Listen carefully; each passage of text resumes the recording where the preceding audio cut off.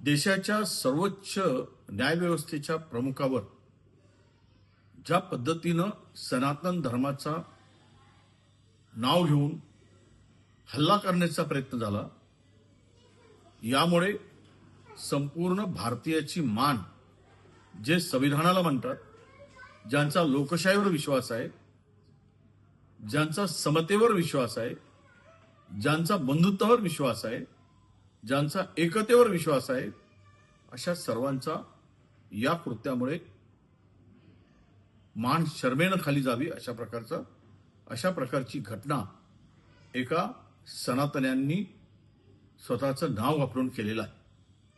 मुळात हा सनातनी हिंसक कसे होऊ शकतात? सनातन धर्माने तात्विक विरोध हा शिकवलाय.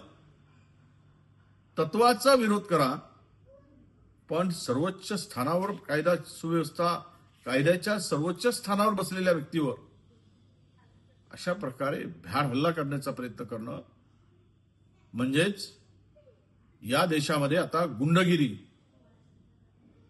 या सत्तेच्या पडद्याआड लपून धर्माचा बुरखा घालून ही सनातनी लोकांचा जीव घेण्यासाठी, देश उद्ध्वस्त करण्यासाठी यांना पाठबळ मिळतं का? यामुळे यांची शक्ती वाढली का? हा खरा प्रश्न उपस्थित होतो आहे. त्यामुळं या घटनेचा आम्ही निषेध करतो, निंदा करतो. अशा बोगस सनातन्याला,